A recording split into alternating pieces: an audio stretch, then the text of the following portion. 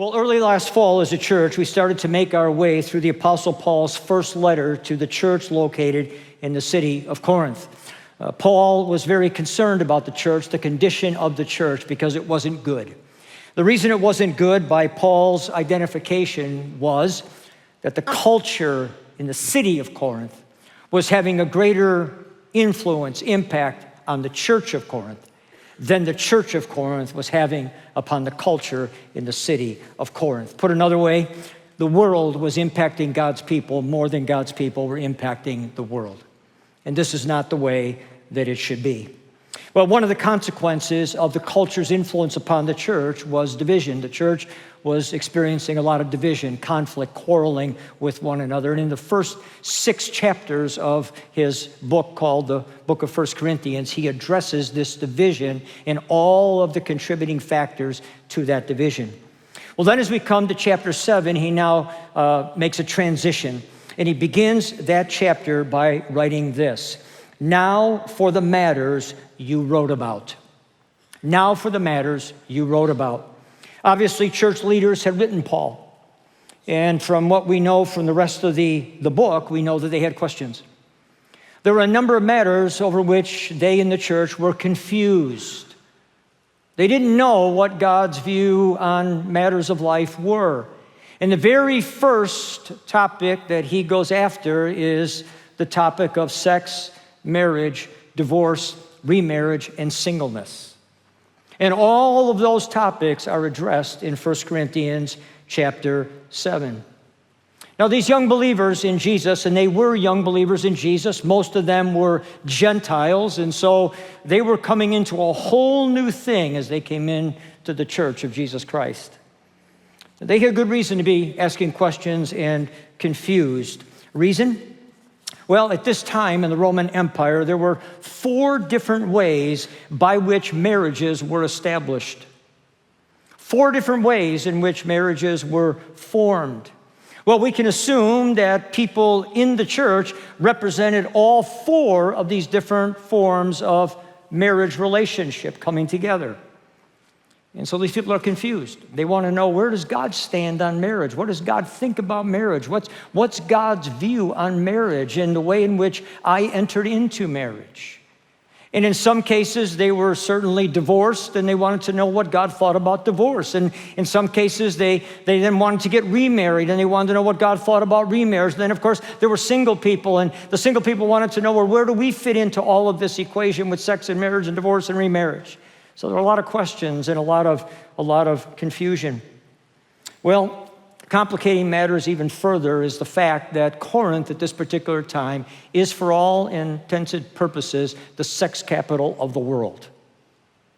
It's the sex capital of the world because it is home to the temple of Aphrodite, the goddess of sex.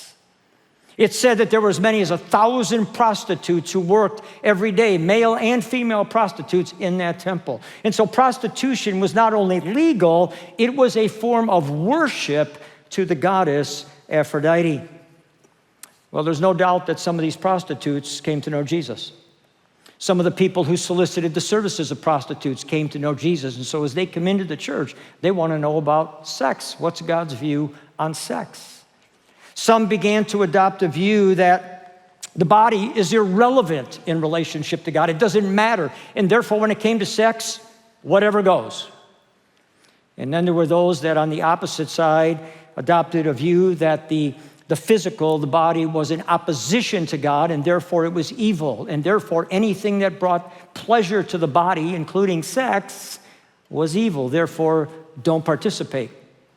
Well, neither of those views is biblically accurate, and yet that's what some of these people were beginning to hold to as being true. And so they're writing to ask Paul, what's the story on marriage and sex and divorce and remarriage and singleness? Now, friends, I bring this up because the confusion didn't end in the first century. Our culture today is terribly confused about sex, marriage, divorce, remarriage, and singleness. And it's not just our culture, it's the church. Do you realize that churches, entire denominations of churches, are splitting over their conflicting views on these matters. There are some and church leaders in certain denominations and in churches who are saying, well, we believe this about sex, and we believe this about marriage and divorce and remarriage and singleness. And others are saying, no, that's not right. This is what's right. And they're taking such strong stands that literally churches and entire denominations are splitting over these issues. Friends, there's a tremendous amount of confusion on these issues, not only in our culture today, but in the church. Well, please know this. God is not confused. God is not confused. God is not bringing up questions for which he has no answer. And as a result, God does not want his people to be confused. He does not want his people to have questions without answers. And so the Apostle Paul writes chapter 7 to address the specific questions that all the people in the church at Corinth had about all these various topics. Well, in today's message, the final one of this series, I want to dive specifically into what God says through Paul about singleness. Now, being that I'm going to focus on singleness does not mean that those of you who are married can punch out, because really everything that I'm going to talk about is going to apply to you as well, and I believe you'll see that as we make our way through. Okay? Well, first off, I asked my assistant Robin if she would do some research on singleness in America today. Here's some of what she found. In 2023, 117.6 million of our population, or 46.4%, age 18 and over, were single. This includes divorced and widowed singles. In 2023, 32% of men reported as single, followed by 28% of women. Among those 18 to 29 years of age, 63% of men versus 34% of women considered themselves single. That's a stunning stat. Well, as a footnote, the researchers go on to say this, and I quote, "Seasoned researchers struggle to fully account for the relationship gap between young women and men. If single young men outnumber single young women nearly 2 to 1, then who are all the young women dating?" The answer, some of them are dating each other. 1/5 of Generation Z identifies as queer, and research suggests bisexual women make up a large share of the young adult queer community. In 1960, men's median age for marriage was 22.8 years, women 20.3 years. By 2015, ages had increased to 29.2 and 27.1, respectively. In 1960, 90% of 30-year-olds were married. Today, just a little more than 40% of 30-year-olds are married. According to the University of Denver study, 70% of people cohabitate prior to marriage. Is it fair to say that our single population is confused? And friends, as I say, it's not just in the culture, it's in the church. Well, what does God have to say about singleness? He has a lot to say, and he says it here in 1 Corinthians chapter 7. So follow along as I literally walk through and read all of the verses that have to do with singleness. Okay? Right out of the gate, verse 1, right after he says, "Now for the matters you wrote about," he writes this: "It is good for a man not to marry." Now that assumes women in the statement as well. Down to verse 6. "I say this as a concession, not as a command. I wish that all men were as I am," meaning single. "But each man has his own gift from God. One has this gift, another has that." So Paul sees singleness as a gift. Now let me say, not all singles agree with the Apostle Paul, as evidenced by this brief clip. Watch this. And see, I go to church, and if you're single and you go to church, you hear the dumbest advice ever. It's always, "Hey, it's okay being single. Being single is a gift from the Lord." I'm like, I don't want it. It sucks. Give it to Goodwill. Can we re-gift it? Because I want to give it to that guy. He's dating the girl I want to date. Give it to him for a second. Later in the message, I'm going to address what I believe Paul means when he says singleness is a gift. All right, let's move on. Verse 8. Now to the unmarried and the widows I say, it is good for them to stay unmarried as I am. But if they cannot control themselves, they should marry, for it is better to marry than to burn with passion. So if you can't control your sexual desire, go ahead and get married, Paul says, as a consolation. At least that's kind of what it sounds like, doesn't it? Skipping down to verse 25. Now about virgins, meaning people who are unmarried, I have no command from the Lord, but I give a judgment as one who by the Lord's mercy is trustworthy. Because of the present crisis, I think that it is good for you to remain as you are. Verse 27, are you married? Do not seek a divorce. Are you unmarried? Do not look for a wife. Do not look for a husband. Pretty strong words. Skip down to verse 38. So then, he who marries the virgin, the unmarried person, does right. But he who does not marry her does even better. Verse 39, a woman is bound by her husband as long as she lives. But if her husband dies, she is free to marry anyone she wishes, but he must belong to the Lord, must be a believer. In my judgment, Paul says, she is happier if she stays as she is, single. And I think that I too have the Spirit of God, meaning this isn't just my opinion, this is from the Holy Spirit's inspiration of me. Well, obviously God has a lot to say through Paul about singleness, and you don't need to be a Bible scholar to hear Paul very strongly recommending singleness. He makes a very strong case. He's literally recommending it. In fact, many people have gone so far as to read 1 Corinthians chapter 7 and say, you see, Paul, who's single, is down on marriage. Well, friends, that's just simply not the case. Paul is not down on marriage. Paul knows that marriage was God's idea. Paul knows that God is pro-marriage. But Paul wants us to know that just because God is pro-marriage doesn't mean he's down on singleness. God is also up on singleness. They are not mutually exclusive. God is pro-marriage and God is pro-singleness. This is important to know because our culture has often sent a message to all that are single that they're settling for the consolation prize of life. That the real prize is to be married. In fact, that's the expectation. By a certain age, you need to be married. In fact, if you're not married by a certain age, then the subtle question is asked, what's wrong with you? Is there something wrong with you? As if everyone who gets married has nothing wrong with them.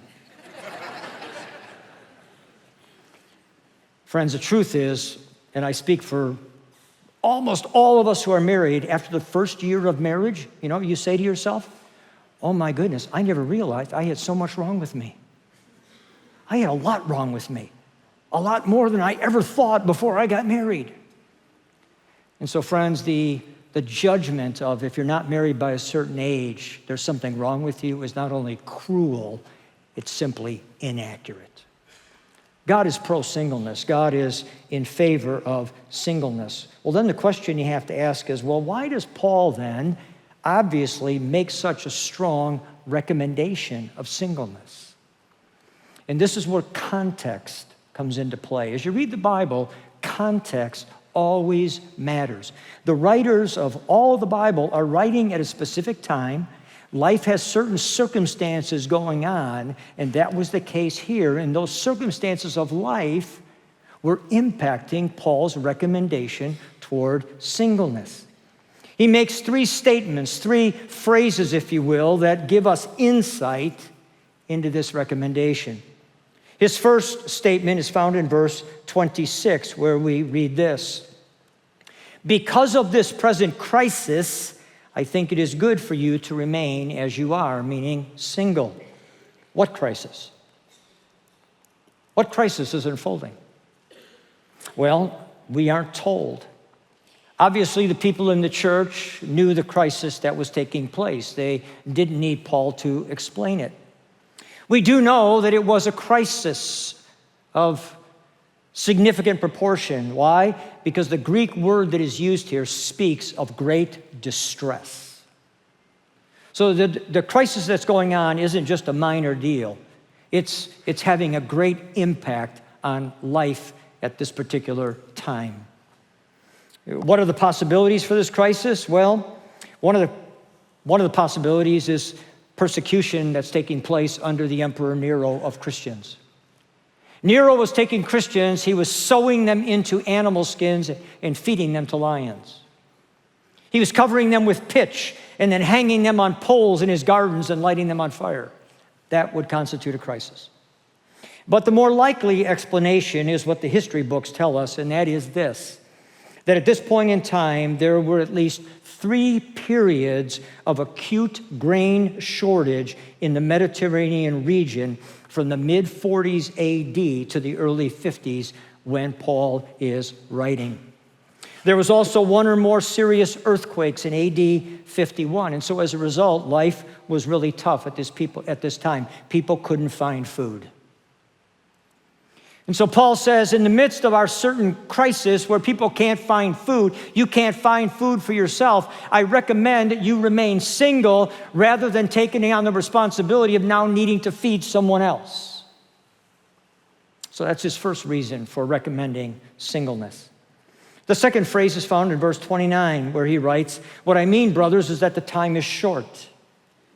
Now, again, he doesn't explain what he means here. Does Paul think that the return of Jesus is coming soon? Maybe. Is he referring to some coming catastrophe? We don't know. We do know that approximately 15 years later, the city of Jerusalem will be destroyed by the Romans. We don't know why he says the time is short. For some reason, Paul wants the Corinthian believers to know that time is short, and therefore he says, I recommend that you remain single. The third phrase is found in the last line of verse 31, where we read, "For this world in its present form is passing away." Paul wants his readers to know that this life is not all there is. This life is not all there is. The fact of the matter is, this life and this world are one day going to end. They're going to pass away. Eternity with a new heaven and a new earth are coming. The world is going to pass away. And because this is true, and because we're living in days of a crisis, and because time is short, being single is, Paul says, an advantage. And then he gives 2 reasons, 2 advantages he explains for being single. Advantage number 1, freedom from trouble. Freedom from trouble. Look with me at verse 28, the last line. "But those who marry will face many troubles in this life, and I want to spare you this." Marriage will increase the trouble in someone's life, and Paul says, out of my love for you, my concern for you, I want to protect you from experiencing the trouble. All right, now, is Paul accurate when he says this? Let's conduct a little survey. Let's have a little survey, okay? And for those of you at Winter Garden and LFA online, okay, you're participating as well, all right? I want to see hands going up in response to just 2 questions. We all stood who are married. If you're married now, been married at any point in your life, you apply, all right? And the singles will all just watch and observe the results of the survey. So we stand at the altar and we make our vows. And as a part of our vows, the majority of us said, for better or for worse, till death do us part. So question number 1. Of all of you who are married, been married, how many of you would say that you have experienced things within your marriage relationship that would fall under the heading better? That's wonderful. A lot of you have had great experiences. That's good. Okay, now I'm going to flip it around. How many of you over the course of your marriage have had experiences and times that you'd say, yeah, that was worse? All right, now keep your hands up. Oh, don't put your hands down. Oh, I got 3 women over here with 2 hands up. All right, keep your hands up. Single people, look around. Look around. If you need to stand to see everybody's hands up, look around. There you have the witnesses. Marriage causes trouble. Why? Well, one of the reasons, and I'll give you 2, is because of increased responsibility. Friends, any time in life that you take on increased responsibility, you increase your trouble. You understand that, right? If you increase your responsibility at work, what also increases? Trouble. If you increase the number of kids in your family, what do you increase? Trouble. If you increase the things that you own, that increases your trouble. If you increase your responsibilities at school or in some extracurricular activity, you increase your trouble. No matter where you go, if you increase your trouble, or you increase your responsibility, you're going to increase your trouble. And marriage certainly is a big responsibility. The second reason why we experience trouble in marriage is because of our differences. Obviously, there's gender differences, male to female. There are personality and temperament differences. There are family of origin differences. There are views of money differences, views of work differences, views of leisure differences. There are a whole laundry list of differences when 2 people come together. While the phrase birds of a feather fly together applies to our friendships, we typically choose friends who like to fly through life as we do. You know what phrase applies to marriages? Opposites attract. Opposites attract.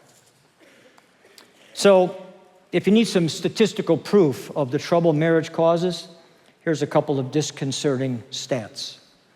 In the first 10 years of marriage, 33% of marriages end in divorce. In the first 10 years, 1/3. 1/3 have so much trouble that they say, I'm out. 50%, according to the American Psychological Association, of all first marriages end in divorce, nearly 1 in 2. Second marriages, it's even more discouraging. 60 to 67% of second marriages end in divorce. And so Paul says remaining single will protect you from experiencing trouble. And you know, the trouble, and a lot of times, friends, the trouble isn't all that complicated. Like, for example, sometimes there are marriages that literally can have trouble over setting the thermostat. I got up early one morning, I went to the thermostat, and I saw this. Yeah. Right, now I want to point something out here. Mary Ann and I are empty nesters. It's just the 2 of us at home. I didn't write that. So here's the mystery. Who do you think wrote that? And who do you think the intended recipient was to read it?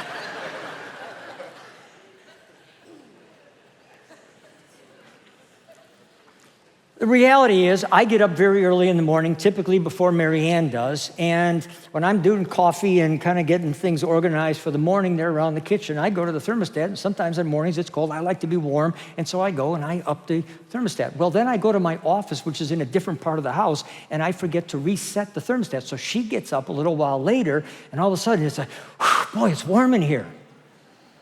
So she thought it was a good idea the night before this particular night to just remind me. Leave it where it is.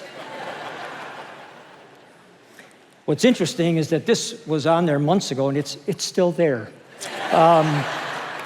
So, you know, some men, it takes a while to get the message, but I got it.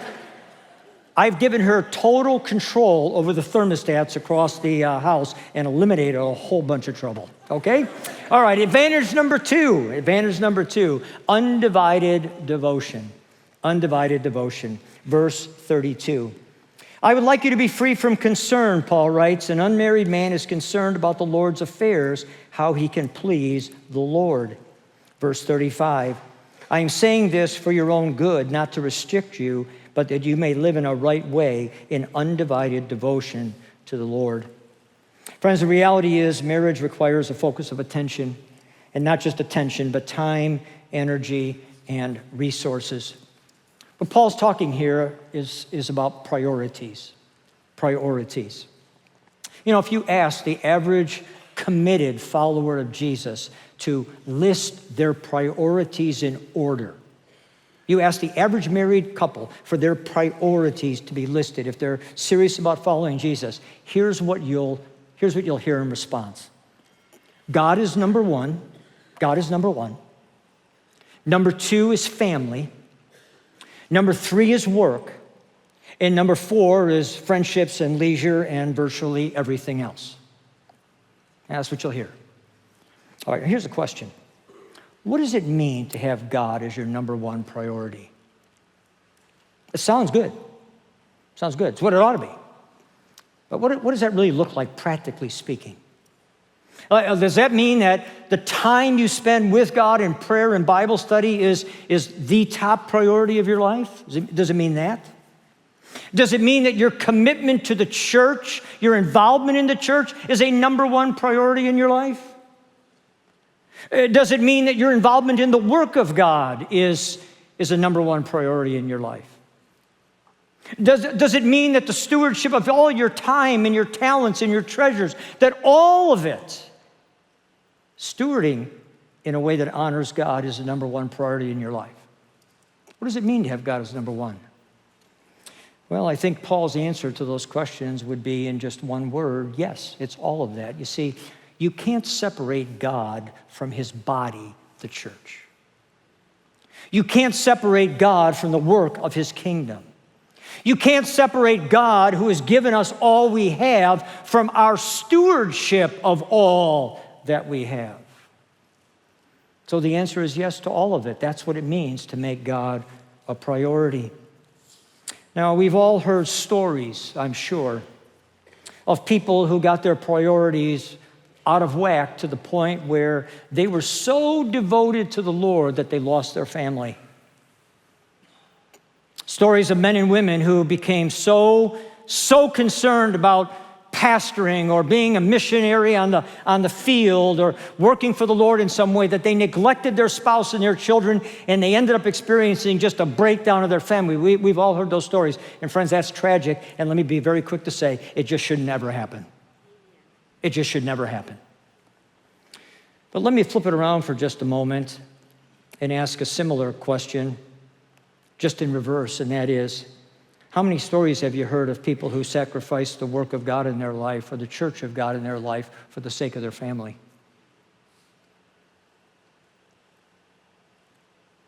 I would tell you that of the two scenarios, the latter is more often the case. Well, you know, we would have been at church, we'd be there more often, but you know, our daughter has volleyball tournaments on the weekends. Our son plays basketball. And so therefore, we just can't make it regularly. Well, you know, we'd have been at the gathering, but, you know, I got home from work late. Our son, daughter had homework to do, and we just couldn't make it. Well, you know, we used to give, and we were able to tithe, but then, you know, we needed another car, and the budget just isn't allowing us to give as we once gave. What are we saying? Now, friends, understand there's no guilt being put forward here, okay? No guilt. God does not guilt people into making him a priority. What I'm saying to you, and more importantly, what Paul is saying is, it's just as tragic to neglect God and his place in your life for the sake of your family as it is to neglect your family for the sake of God. It goes both ways. And in the American culture, the fact of the matter is, including people who make up the church, is that we worship the family. Friends, we're never called to worship the family. In fact, to put it in perspective for you, the only family that is going on into eternity is the family that is brought together by the blood of Jesus. And that's the church. So in terms of the priority of the church, Believers in Jesus, you and I who know Jesus, do you understand? We are going to spend an eternity together. So what does that say to the importance of how we relate today? And the commitment we need to make to relating to one another today. The single person has an advantage when it comes to the devotion to the Lord because they don't have the distraction of a marriage relationship, is what Paul is saying. And in this case, time is short and the world is passing away. In fact, between those two phrases, he writes this, and this is hard to read. I'm going to read it. It's hard to hear, and then I'll explain it. What I mean, brothers, is that the time is short. From now on, those who have wives should live as though they had none. Those who mourn as if they did not. Those who are happy as if they were not. Those who buy something as if they were not theirs to keep. Those who use the things of this world as if not engrossed in them, for this world in its present form is passing away. What is Paul saying here? Treat your spouse as though they don't exist.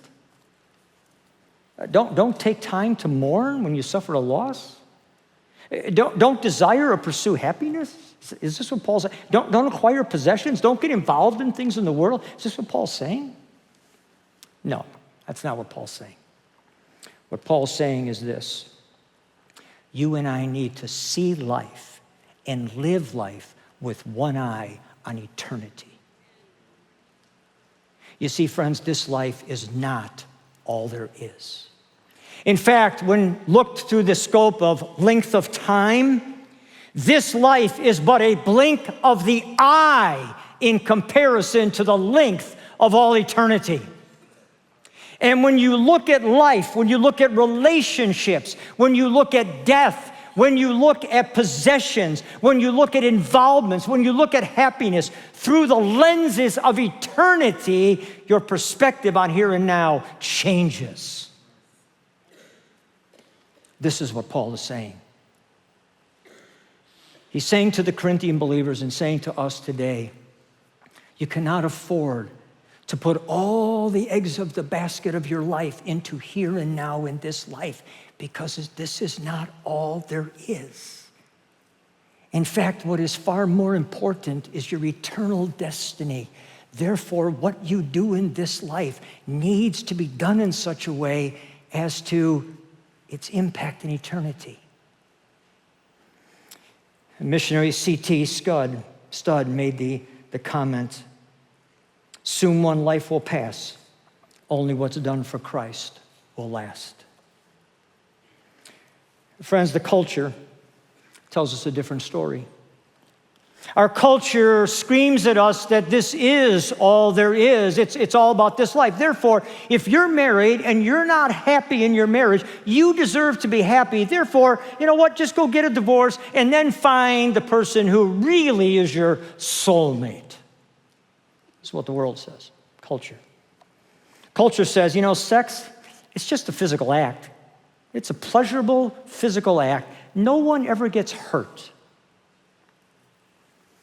Culture says your happiness is of ultimate importance. Therefore, do whatever makes you happy. And by the way, if anybody judges you for what makes you happy, shame on them. As for death, you know what culture says? It doesn't say anything. It just says, that's an unpleasant subject. Let's not talk about it. So is culture right with the messages it sends? Well, let's take a look at culture. How's culture working? Like, you look out there in the culture and say, boy, that's just, I want more of that. Or do you look and say, what a mess? What a mess. Maybe God has a better idea. And maybe I ought to stop listening to the world and I ought to start listening to him. After all, he did go to great lengths to write an instruction manual for life. Well, Paul says there are clear advantages to being single. Now, does this mean that being single is easy? No. Singleness has its challenges of its own, and Paul doesn't dodge the challenge of singleness. In fact, he he says 3 times something that all of us need to hear, but perhaps no one more than those who are single. Look with me at verse 17. Nevertheless, each one should retain the place in life that the Lord has assigned to him and to which God has called him. Verse 20. Each one should remain in the situation which he was in when God called him. Verse 24. Brothers, each man as responsible to God should remain in the situation God called him to. What is Paul saying here? 3 times he repeats himself. Here's what he's saying, paraphrase. Find contentment in your current status in life. Find contentment in your current status in life, whatever it is.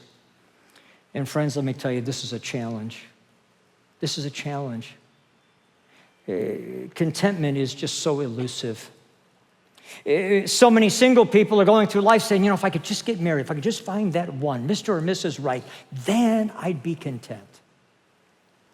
And then there are married people, some who would say, oh my goodness, if I could just go back to being single, I would be content. And then there are those who are widowed who say, if only my spouse hadn't died, or if only I could get remarried, I'd be content. If my sex life were just satisfying, I'd be content. If I just had a little more money, I'd be content. If I just lived in a different home, a different house, I'd be content. If I just had a different job, I'd be content. And friends, as a part of the human condition, contentment seems to be just one arm's length out of reach. And the enemy likes to speak to us and say to us that, if you just had that, you'd be content. You know what happens? And I'm old enough to know this. You get that thing that you think will bring you contentment, and then what you realize is there's just something else. In fact, when you stop to think about it, mankind's first fall back in the garden in the beginning with Adam and Eve was a product of discontent. Can you imagine? Think back. The enemy, Satan, comes along as a serpent. He says to Adam and Eve, you know that tree over there? If you eat the fruit of that tree, which God has said you can't, the reason God has told you can't is because if you eat that fruit, you're going to become like him, and God doesn't want any peers. Now imagine if Adam and Eve had said to Satan at that point in time, we're good. We're good. Don't need that fruit over there. We got all this fruit over here. And you know what? We're not looking to be like God. We're not wanting to be a peer to God. We like the fact that God's our leader. We're good. Get out of here. But friends, that's not what they said, right? They said, if we could just get something more.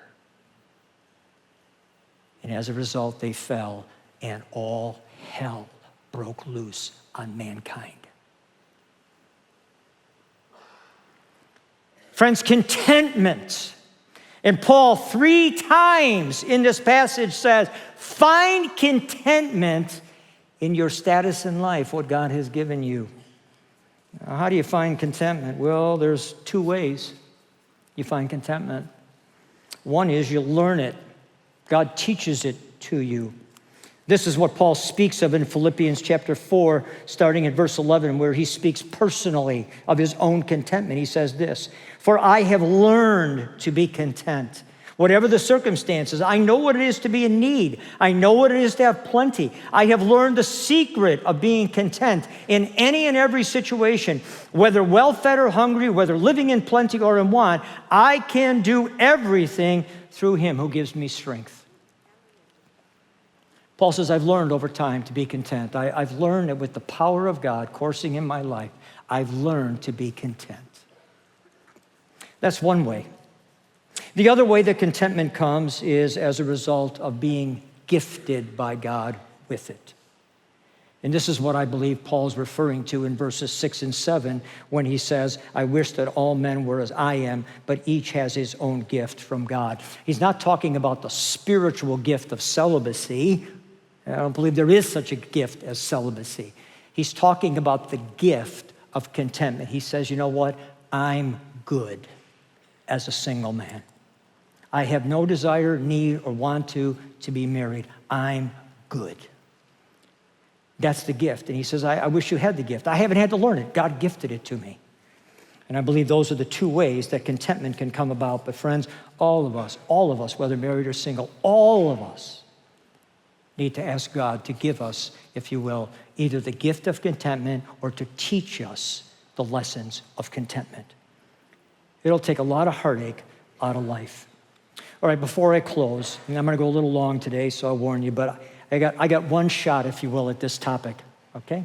And we may not come back to it for a while. There's one more relevant topic that I have to address in this message specifically for singles, and that is dating. And obviously it also relates to every marriage that has children involved that are going to be dating in the days to come, etc. So let me say some things about dating. The Bible, as far as I know, doesn't speak of dating.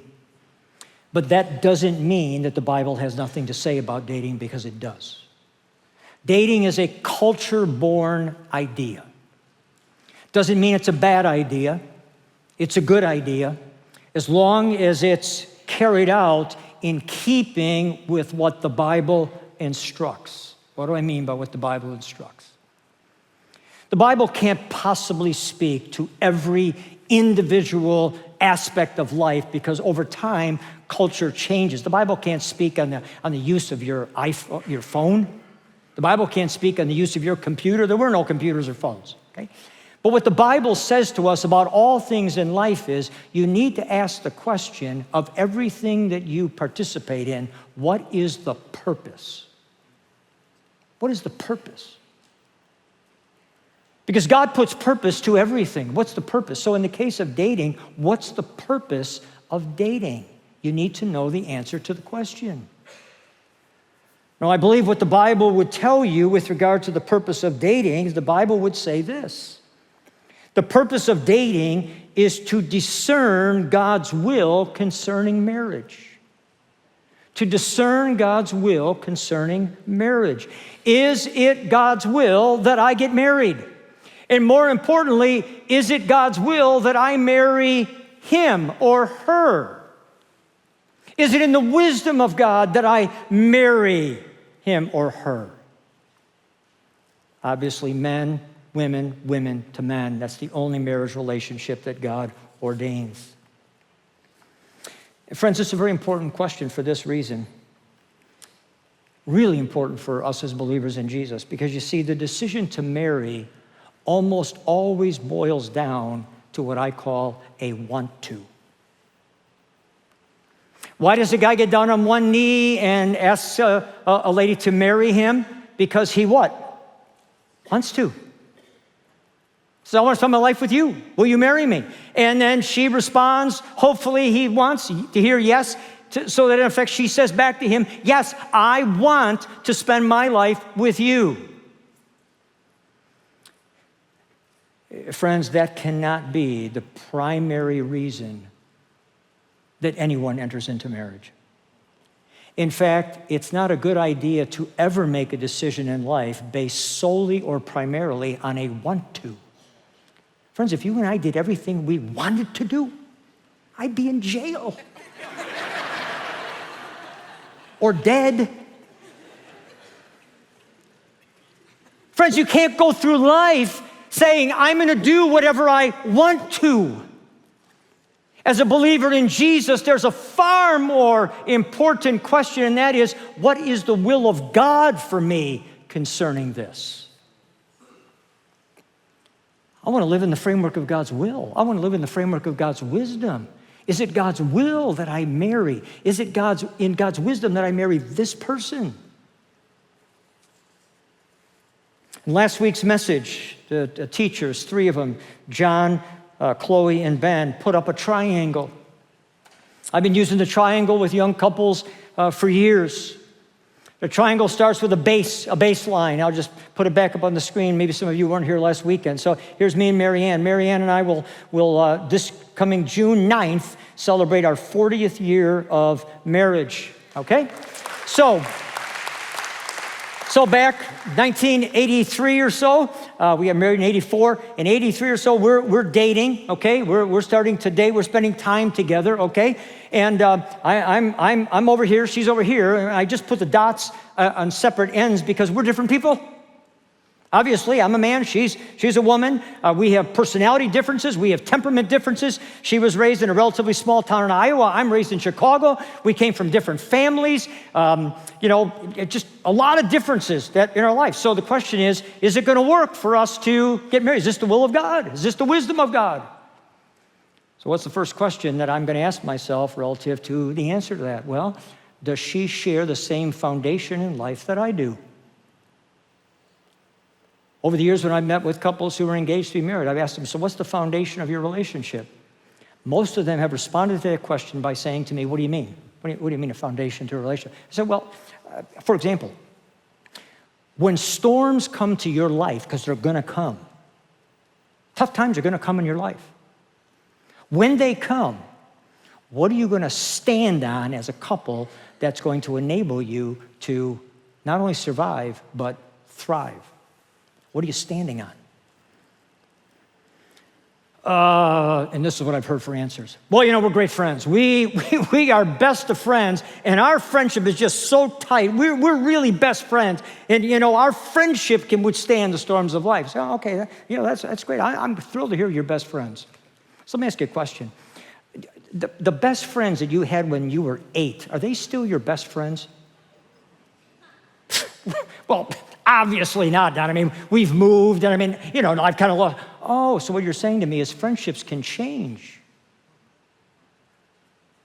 So you're great friends at 28. How do you know you'll be great friends at 48 or 68? Well, Don, our compatibility factor is really high. Like, we like to do all the same things. We have so much in common. Oh, that's great. That's really important for a marriage to work. Okay? A question. When you were 8, the things that you did back then, do you still do those today? Well, obviously not. We were only 8. I said, oh, so could it be that when you're 48 and not 28, you may want to do different things? In fact, I can tell you that when you're 68, there'll be things that you can't do that you did at 28.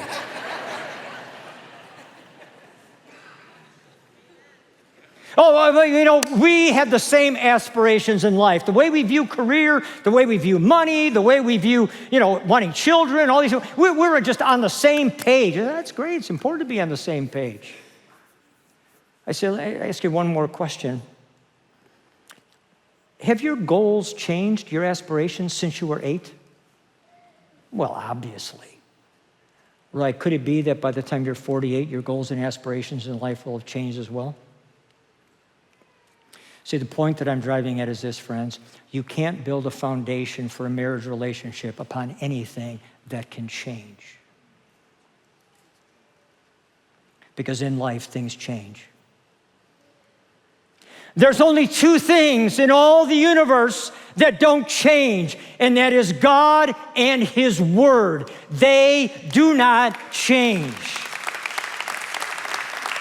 And so therefore, when the storms of life blow, and they've blown in our life many times, Marianne and I come together, and what are we standing upon? We're standing upon the fact that God loves us, knows where we are. He's made promises to us, and His Word is true. Let's obey it together. And because of that foundation, we stand through the storms of life. But the triangle doesn't end there, because obviously that baseline is not a triangle. That triangle is now going to have to point in a direction, because our life is going to go on. We're roughly 27 years of age. We got a lot of life ahead of us. Well, what's the trajectory of our life? Well, I could tell you at that point in time, the trajectory of my life is I'm chasing Jesus. I'm serious about following Jesus. I want to be a fully devoted follower of Jesus. I want my life to count for Jesus. And so my question to Marianne is, are you on the same path? Are you after Jesus? Because you see, when you go after Jesus, I need to go this way. When you go after Jesus, do you see what happens? Mary Ann and I, naturally, because we're both pursuing Jesus, what happens to our differences? We come together. In spite of our differences, we become united because we're both chasing the same thing, Jesus. So I want to say to all of you young people and all of you who are single, regardless of your age, if you're considering marriage, if that triangle doesn't apply to your life based on a foundation of Jesus, chasing after Jesus with the person that you're in relationship with, break it up. You don't want it. You're headed for a world of hurt in the days to come, when the storms of life blow specifically. Now, dating has a challenge to it, a problem. I would be remiss if I didn't speak to it. What's the challenge of dating? The challenge of dating is sexual desire. What do you do with sexual desire? You're spending time with this person. Obviously, you're attracted to them, hopefully physically and otherwise as a person. And so your sexual desire increases, and now you're dating, you're spending time together and all that. And so the sexual engine, if you will, it gets turned on a bit. Okay, so what do you do with that? Maybe the question it asks is, where do you draw the line with regard to sexual involvement when you're dating? Well, the answer to that question that the Bible gives us is this: don't do anything that causes sexual arousal. Don't do anything that causes sexual arousal. Now you say, oh my goodness, Don, that line's not very far. In fact, some of you guys are thinking, when I pick her up and I see her, my engine starts going. I'm aroused, okay? So to that, let me say this to you ladies. The way you dress matters. The way you dress matters. I'm not telling you to wear a potato sack. What I am telling you is you don't need to wear things that put on display every feature that you have. Because when you do that, you're not helping guys whom God has made to be visual. I look sometimes at young girls in the bathing suits they wear, teenage girls, and I look and I just say, where is Dad?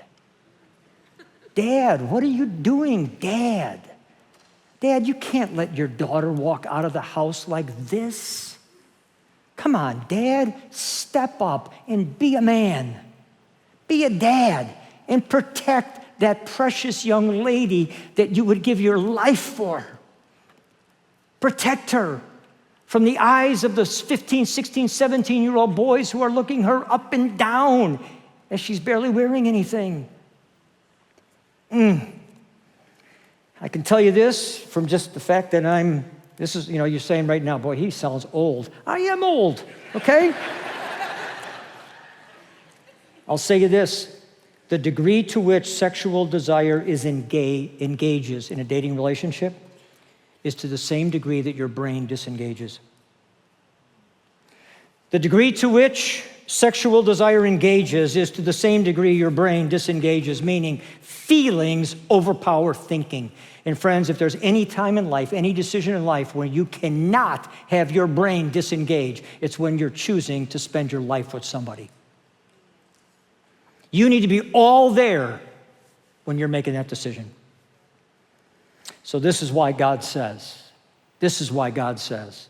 sexual arousal is limited to the marriage relationship of one man and one woman. In closing, many years ago, a pastor friend told me that whenever he meets with a couple that's engaged to be married, he asks them some questions, and one of the questions he asks them is this: what is God going to receive from your marriage relationship? You see, he went on to say, God isn't bringing you together just for you. God is bringing you together for a greater purpose, his purpose. So in addition to you meeting one another's needs, emotionally, physically, otherwise, in addition to that, God has a purpose for your relationship. He's bringing you together for a reason. What is God going to get from your relationship when you get married? And so for all of you, as we wrap up the series who are married, I'm asking you that question. What is God getting? What is God receiving from your marriage relationship? Why did he bring you together? It was for more than you. It was also for him. And if you're single today, what is God receiving from your singleness?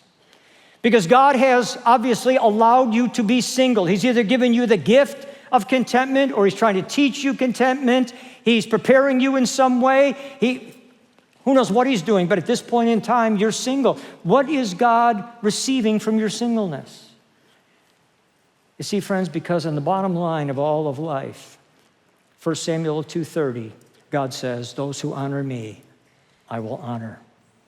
Those who honor me, I will honor. Honor God with your singleness. Honor God with your marriage. And in the end, he will honor you.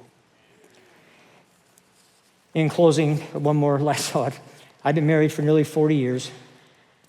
And I can tell you today, through many times of better and times of worse, I'm a better man, a more godly man, a better father, a more godly father, a better leader, a more godly leader, a better pastor, because I married Mary Ann. Nobody has had a greater impact upon who I am today than that woman I spend my life with. And I'd like to believe that God would look upon our relationship and say, Don, Mary Ann, well done. I've gotten a lot from your relationship, including 3 children and now their spouses who also love and serve me. And friends, that's the way, if you will, it ought to be for all of us. Those who honor me, I will honor. Let's stand here. I invite John at Winter Garden and Jeremy at Alafaya to close things out. Let's stand here at Sand Lake. Thanks for hanging in there for a little bit longer service today. It's an important message, and wouldn't have an opportunity any time in the near future to cover it, so I felt it was important. I want to invite our prayer team to come forward, and if we can pray for you today, please access these people that are down front. Let them pray for you, all right? Let me pray as we leave. Heavenly Father, thank you for your word. Your word goes forth to us because of your great love for us. You're not trying to restrict us. You're not trying to rob us of fun or pleasure. You're trying to increase it. And so, Father, I just ask that you would make the ring of truth, as I said in the beginning, so loud that as we leave here today, we would choose to live in keeping with the ring we hear for our own good, and that ultimately we would live to the glory of your name. And in that name we pray. Amen. Amen. Thank you. Have a great week.